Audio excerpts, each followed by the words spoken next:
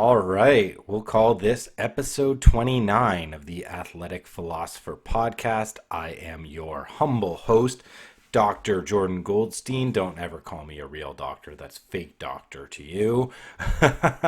Former university professor in sport history, sport sociology, sport philosophy, a little bit of psychology, current life and fitness coach, endurance training coach for tribal training, team extraordinaire, serving as the tribal professor, doing all things, no things, mostly things in the middle of all of that beautiful swirl.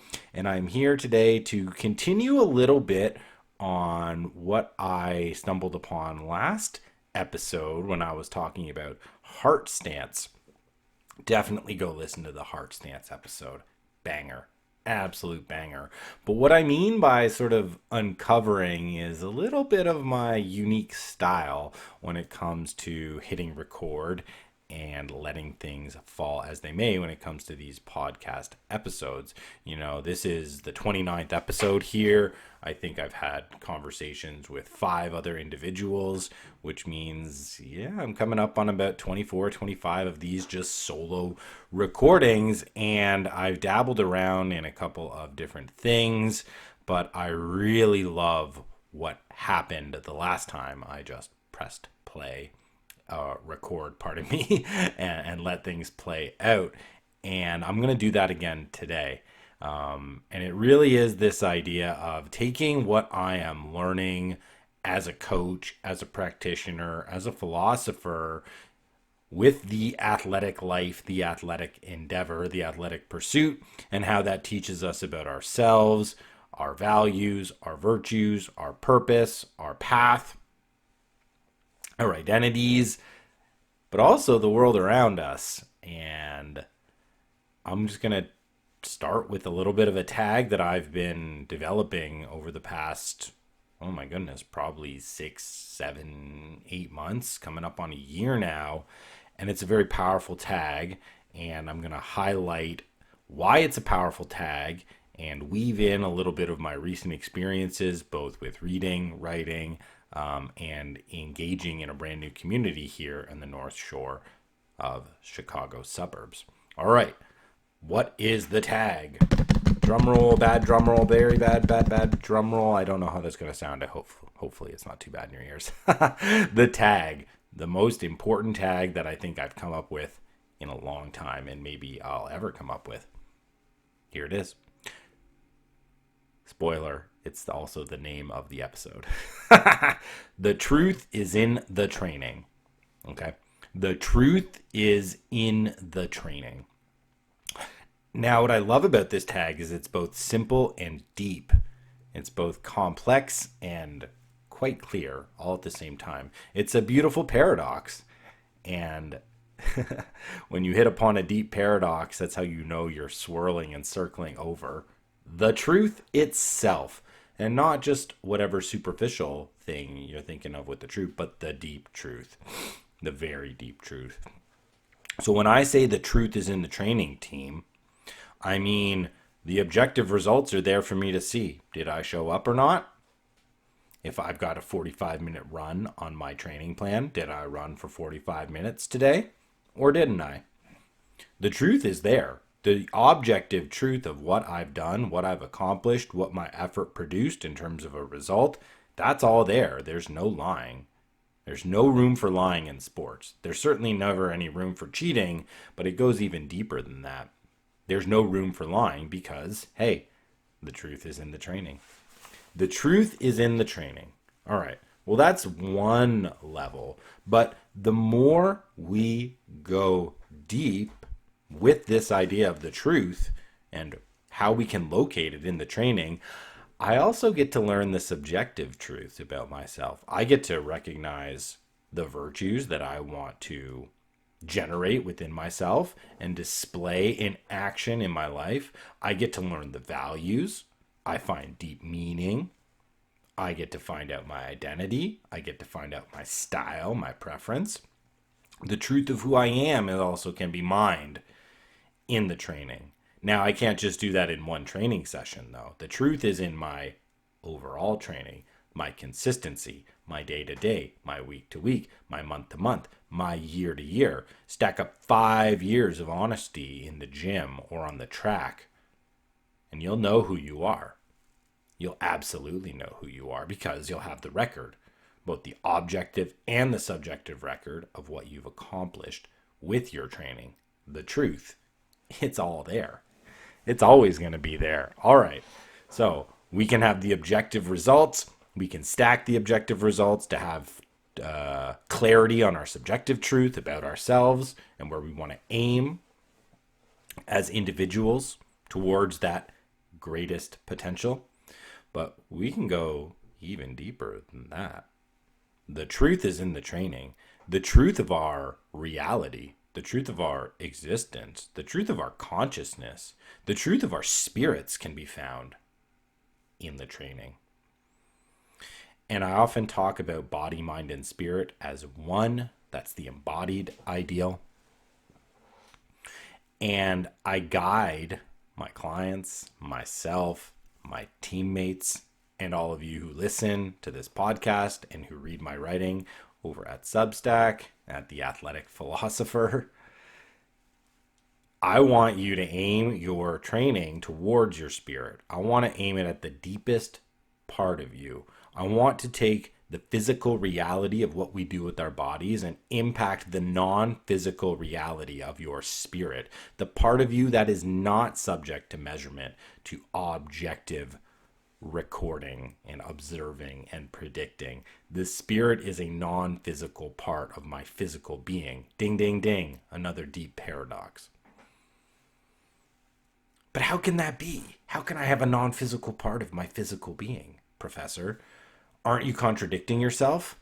Didn't you just tell me that the body, mind, and the spirit were one, and that the spirit is located within the body? So I've got to be able to find it. I have to be able to touch it, or smell it, or taste it, or hear it. I don't think you can, but you can feel it.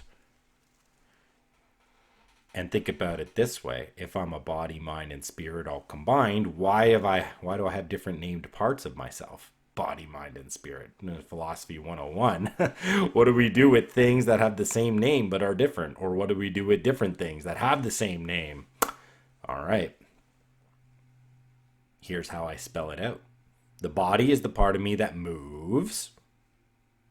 The mind is the part that thinks or reasons or analyzes, or synthesizes.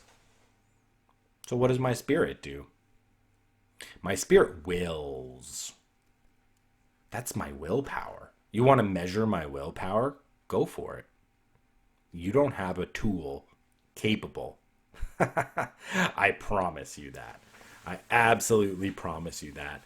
So in order for us to now touch these esoteric, out there, abstract ideals, and even to come to grips with something like consciousness, the idea that we are able to think about the fact that we are alive and experience the world, well, I can find all that stuff through my training. And you might start to think, this guy's out to lunch. What is he talking about? All right, we'll come back. Don't worry. We'll find our way back, but I want you to come on a little bit of a winding path with me here. I want you to come on a little bit of a winding path. I was challenged 2 weeks ago in our Quill Keepers call on tribal training. Quill Keepers is the brand new writing initiative that was launched out by our head coach, Ryan Dreyer. And online writing has been really like a launch pad for him to know himself, to launch out a number of businesses. The one that stuck is, I'm always bad at this, tribal training, right? And I'm an assistant coach on this team.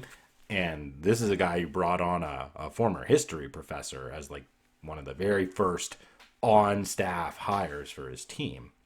And it's because he understands the body, mind, and the spirit They're all connected. And if I can enliven that spiritual part of myself through the training, well, then I'm going to be able to unleash my own individual subjectivity, my skills, my talents, my passions on the world. But I need a voice.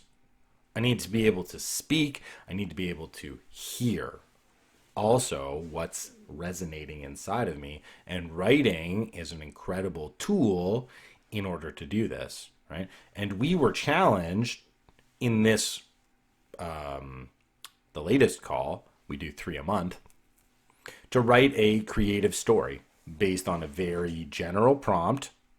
And one of the things that he mentioned we could use as inspiration was a recent quote, right?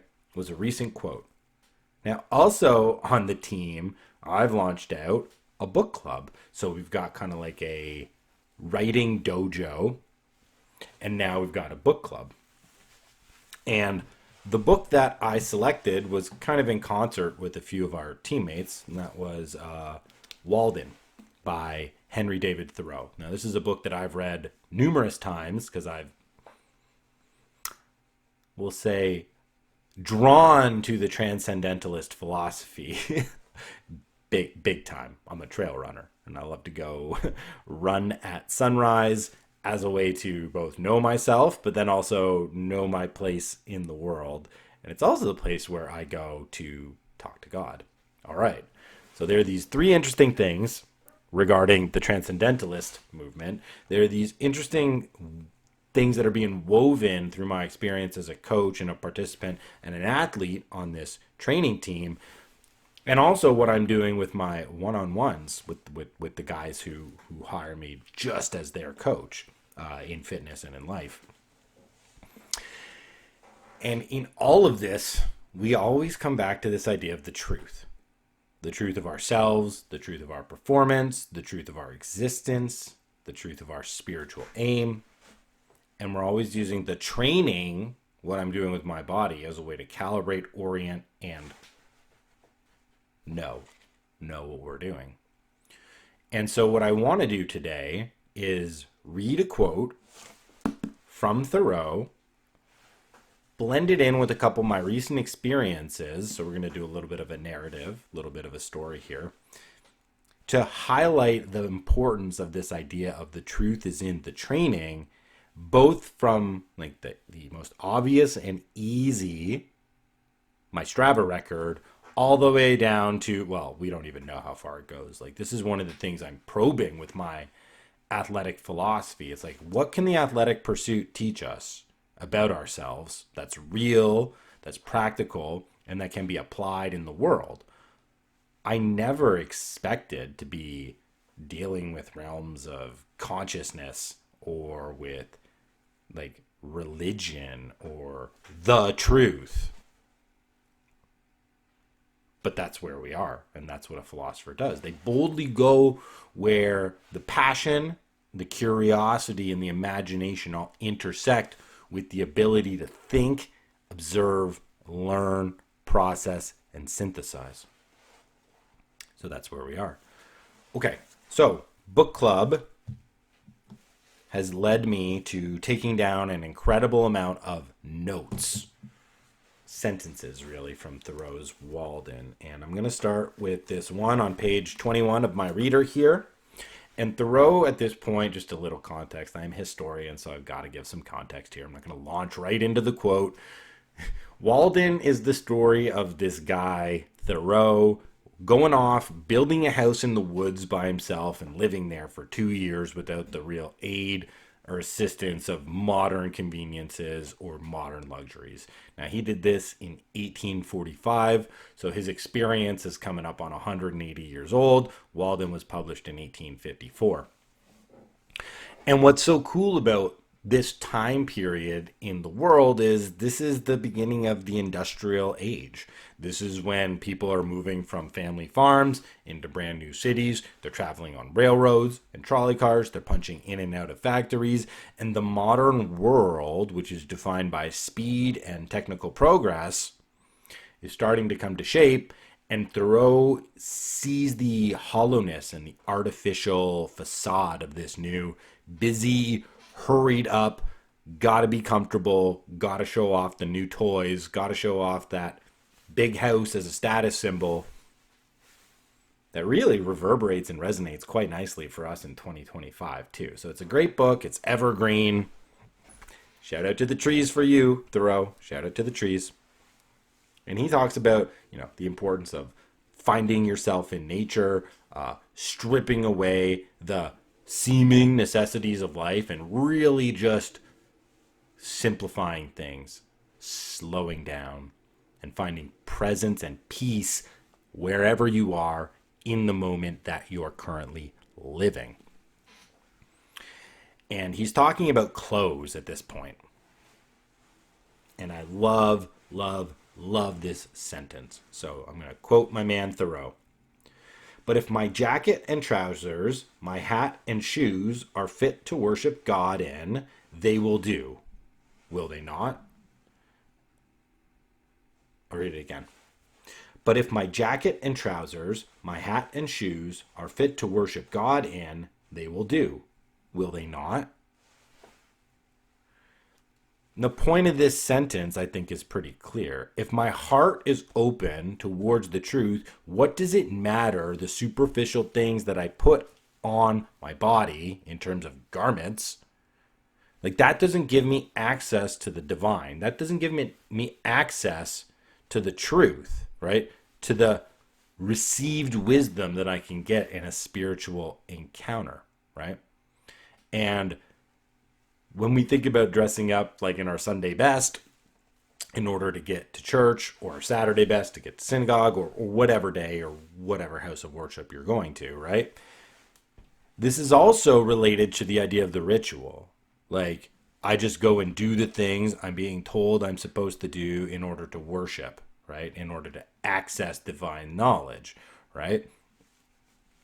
Go to synagogue on Saturday, say the right prayers at the right time, chant the right tune, be seen by all the right people. Now I'm fulfilled, like, and measuring up as a Jewish person. It's part of it, but it's mostly about what emanates out from my heart. Like, am I open to looking at the weaknesses in my own life, the limitations, the places where I should be measuring up a little bit more, placing more of a high standard internally on myself, looking for accountability, looking to grow, looking to challenge myself, looking to become more closely aligned with my true potential or my destiny or the divine gift that's sparked inside of me through my own conscious existence of myself inside this body with a mind and a spirit? Isn't that more spiritual? Isn't that more holy?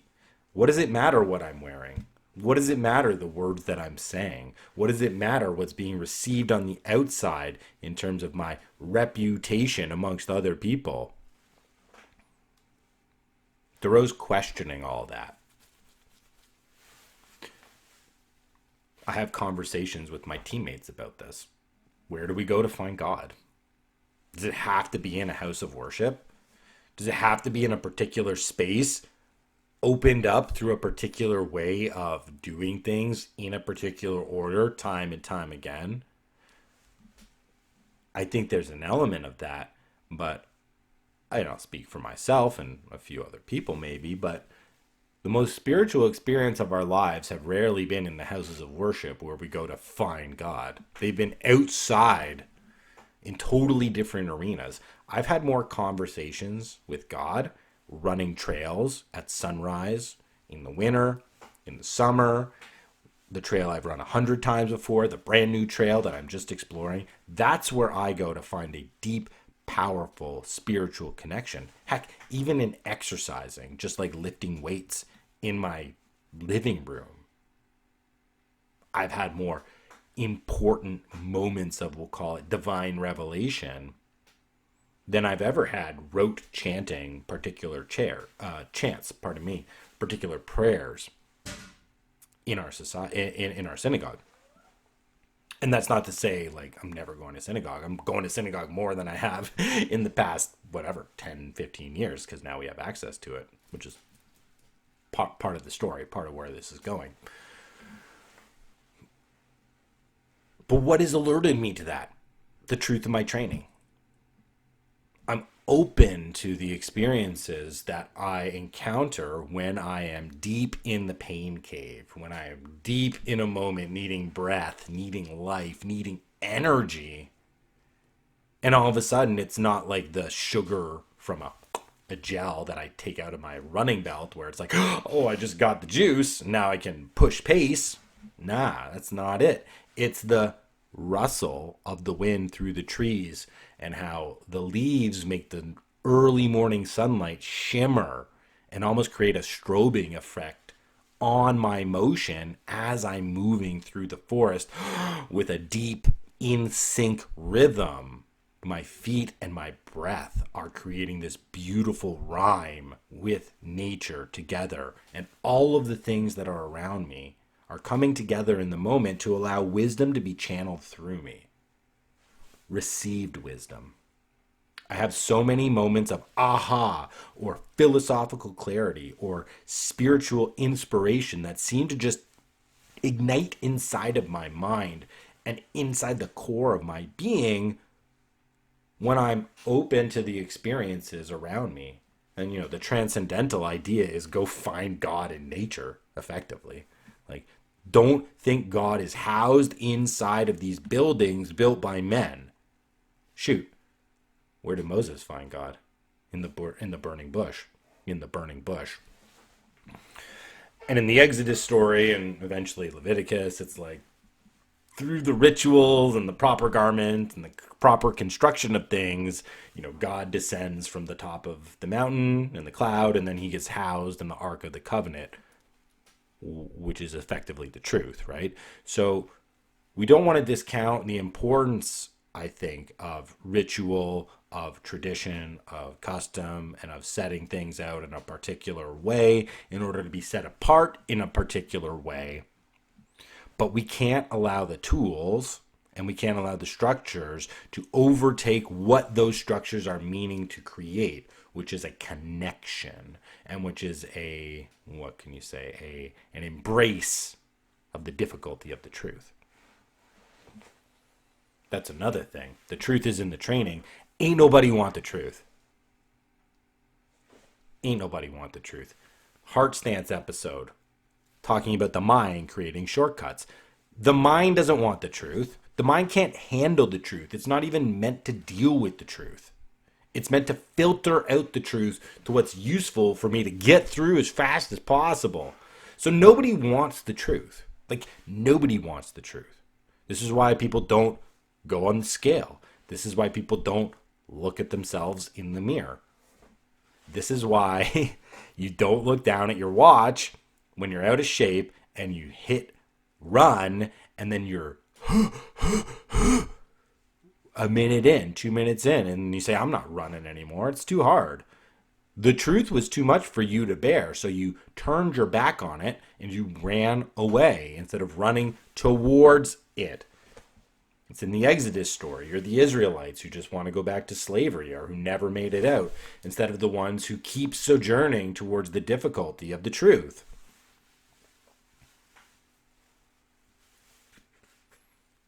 And every time in the training, I overcome, right? I overcome the adversity. I overcome the struggle. I overcome the physical pain, which is that beautiful first level of the training, that objective result, that visceral experience. The truth's in the training. Every time I overcome that, I start to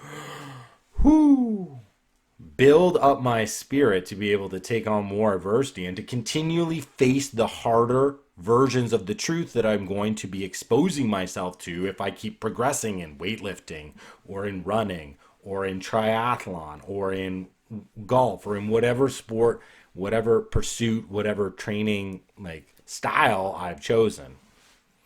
If I want to continue doing it, I got to go harder and harder and harder in order to keep progressing. The truth aligns me to the difficulty, and through the training, I come to love the truth. And there is where the beauty comes of this very simple tag. The truth is in the training. The truth about myself, the truth about my efforts, the truth about my connection to the spiritual part of me, which yearns to connect to something beyond my comprehension, beyond my expression, beyond my experience.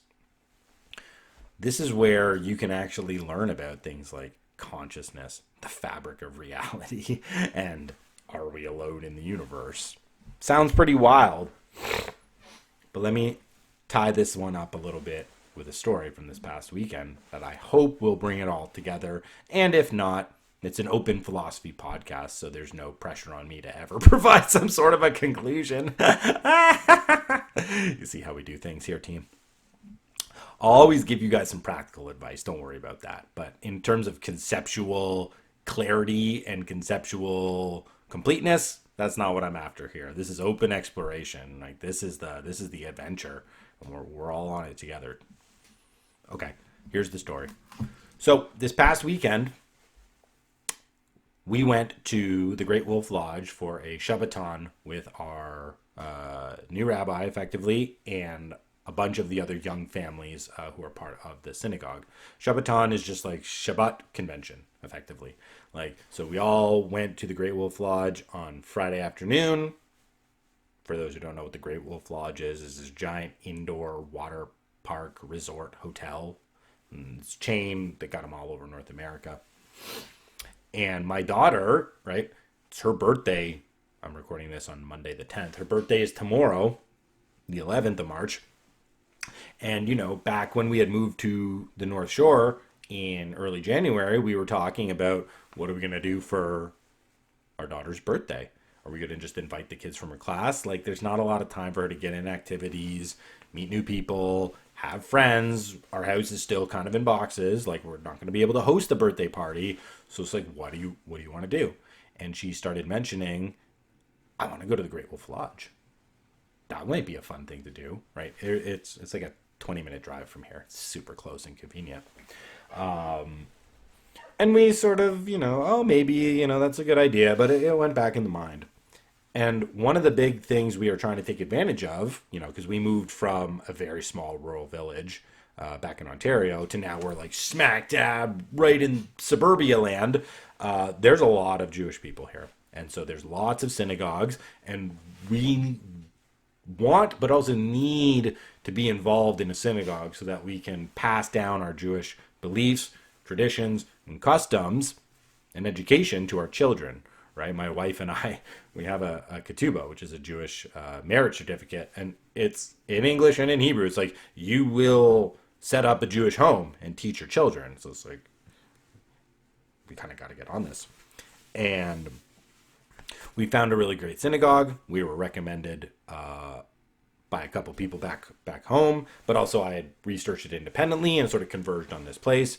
So we had been to a couple of the Shabbat services on Saturday mornings, and there's always like a leaflet of all the upcoming events that the synagogue is putting on, whether they're hosting meals, speakers, doing education, or things for kids. And we noticed right away that they were doing a Shabbaton, or this Shabbat convention, on the weekend of our daughter's birthday. And this seemed to just fit everything that we were looking for. Oh, we can meet other Jewish families that have kids kids the same age as our kids. Our kids can have Jewish friends, so that when we enroll them in the Hebrew school, they're gonna know people. We're also gonna get to know the rabbi and his family. And it all just worked out really perfectly. We kept it a surprise. We picked up our kids on Friday together and told them, this is what we're doing. We're going to the Great Wolf Lodge, and we're going with the rabbi. And so we're going to be doing some Jewish things, but we're also going to be playing hard in the water park as well. And, we're new to the area. Everybody's been really supportive and helpful, especially in this synagogue. People compete for members, but it's clear we also really fit well with the community. It's very similar to the synagogue that I grew up attending and that I was raised in.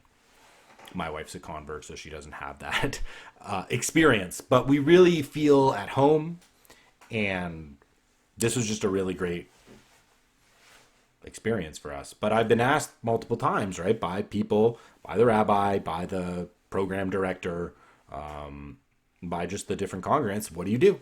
Like, what do you do? And I always got to tell them, right, like I'm a ex-prof, a current fitness and life coach. I do endurance training, and I'm a pretty unassuming guy. I'm not like a big muscle dude. I'm lean, but you can be lean and not athletic, and most lean people are just kind of skinny. And every time we go to synagogues, like I'm wearing a big suit with a tie. We got our big prayer shawls, and so you can say, yeah, I'm a fitness coach, or yeah, I'm an endurance training coach, but it's not like people are pulling up your Strava or your race results or looking at your client testimonials or anything like that. It's just like, oh, okay, that's neat. You do a lot of running. I hate running. That's kind of what I get. Kind of what I get a lot of. And to be fair, Jewish people are not the most athletic or physical of people. We tend to overemphasize the mind and the importance of education and downplay the practical experience. This is one of the things I'm going to correct big time. I'm going to bring embodiment into Judaism. Mark this, whatever, 10, 15, 20 years later. Episode 29 is when it put it out there in public, but you'll come back, you'll see a lot of my impact in the world will be done right through there. But anyways, when you're at a water park, like, guess what you got to do? Like, you got to wear a bathing suit and you got to sort of show off your body, right? And when you're a fitness trainer, or I'm not a trainer, but when you're like in fitness as your job, like your body is your calling card, right? Like my mile time is more important for some people than like my PhD. And I think that's true. I hired my own business coach because I saw that he had set a world record in the deadlift, right? Like that stuff matters. The truth of him setting that deadlift PR is way more than some testimonials from some people about how he's helped them. Because what does setting a world record mean? It means you are disciplined to a degree that 99.99999% of people who call themselves disciplined don't even understand. Right? He's also a master of technical skill, of experimentation, of exposing himself to the flaws of his own process in order to eke out a 0.05% improvement day by day by day so that you can inch your way forward to doing something as insane as setting a world record in any athletic endeavor, right? So, mile times and flexes matter a lot in the world of fitness because, right, the truth is in the training. Like you want to go around and give people health advice, you can't be overweight. Like you gotta have a healthy body as your calling card, and you're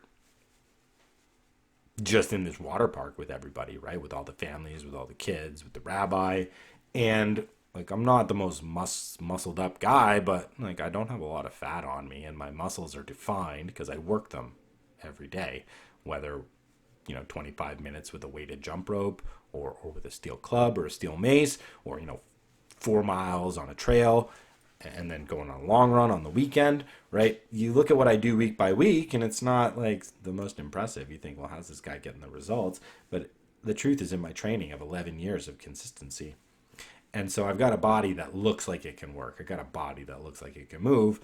And the moment people saw that, it's their reactions to me, the way they treated me, and the way I guess I was elevated in terms of an authority within the group were just incredible. I started hearing things like, I didn't know Jews could be that jacked. Like, I've never seen a Jewish person be so in shape and fit. And, we're actually doing like a little bit of a study session, just the adults. The kids are off doing something with the program director. And we're trying to talk about like doing a hard thing or struggle or adversity, and the rabbi, right, he mentions it's the exact same as physical exercise, the exact same as training, and points to me. He's like, just like this guy who clearly knows what that's all about because he's got the body to prove it, right? And what was my response? The truth is in the training. Yeah. And I'm not saying any of this stuff because like I'm arrogant or I'm bragging or I'm like, yeah, I'm a buff looking dude. Like I could care less about any of that stuff, right? Because for me, it's internal satisfaction and validation I'm after more than anything, right? But it really gave me this cool reflection on that Thoreau quote that I just read about, well, here, let me just get the text again. But if my jacket and trousers, my hat and shoes are fit to worship God in, they will do. Will they not? And I take that to be like my running clothes, like my training clothes. And it was pretty funny because I'm wearing this sweatshirt, this tribal training sweatshirt, right? Like I take a lot of pride on being on the team and being a coach on the team. And when I was a professor, I took a lot of pride in the clothes that I wore, not because like I needed to show other people that I belonged, but because I wanted to wear the proper uniform that made me feel as if I fit and that I belonged. Like nobody else in the kinesiology department wore a suit with dress shoes and a buttoned up shirt with a tie to lecture, but I did every single time I was in front of students. Nobody ever told me I had to do that. It was what I thought I needed to do in order for me to feel at my best. And it's the same thing with the running clothes, right? Like most of my runs, I'm not wearing a lot of clothes. Like that's kind of one of the best parts of trail running. You can just kind of be out there in the forest as a wild man by yourself, and it doesn't matter. And as I've mentioned, right, like that's where I go, and I have my conversations with God. And here we are at this table with the rabbi, and we're all used to being in these formal clothes, right? Doing these formal chants, these formal rituals in a formal place like the synagogue, very serious. And here I am getting this like sort of praise for my character based on what? Not the clothes that I'm wearing at all, but or the things that I'm saying, but it's the obvious way in which my actions are reflected in who I am based on what you can see when I take off my shirt at the water park. The truth is in the training. Like I could tell people what I do all day, but you see what I can do and when I'm in action, that's the calling card. That's the real truth. The truth is in my training. And because my training is aimed at spiritual fulfillment, of knowing myself, of exposing myself open to the truth, almost in like this religious way, I think that part also resonated right on out of my open heart, directly into the open hearts of the other people who, everybody's got their heart open at this Shabbaton. We are open to meeting new people. We're open to new experiences. We're open to sharing and being vulnerable and exposing our kids, right? So everyone's already in this open heart stance. So the signal, the truth that comes out of my heart goes directly into the hearts of other people because I'm so passionate about the training. I'm so passionate about the athletic pursuit. I'm so passionate about athleticism in general being the greatest educator in myself and then ultimately the world around me, because if I don't know myself, I can't possibly know the world. It's another one of those deep paradoxes. This is why you don't trust anybody who will never tell you the truth about themselves. And I don't care what that is in. You could be an expert in, I don't even know. You can be the most scientific expert of all the scientific experts. But if you're not willing to tell me some of the truths about yourself, I'm not willing to trust you. I'm not willing to trust your expert results because you're not even willing to tell me the truth about the thing you should know the most, which is yourself. And if you're hiding that, well, then that means there's insecurity, which means whatever you project and put out into the world is going to be, guess what? Tinged with the insecurity. And you're probably not training and you're not subjecting yourself to truth. Therefore, I don't have to trust you. You see how that works? The truth is in the training, team. The truth is definitely in the training. So if I am able to have conversations with God in the forest, which I believe are real, and I don't really care if you think they are or not, that's my truth. Go find your truth. Go live your truth. And then go tell other people about it. See if they resonate. See if they respond. I already know what's coming out of this heart, baby. And I know it's hitting other people in theirs. So I'm not afraid. I'm not afraid.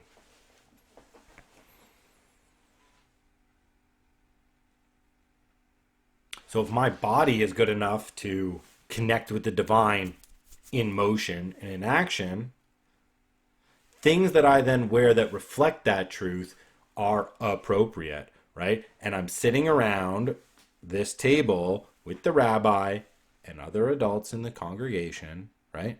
I'm wearing this tribal training sweatshirt. It's got this gigantic elephant on it.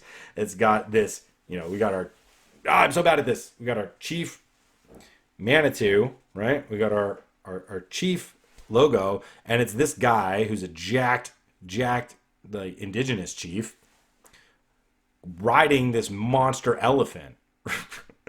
And I'm getting praised for my consistency and my devotion to myself as emblematic of my character by the holy man that people look to guide them through spiritual endeavors, the rabbi.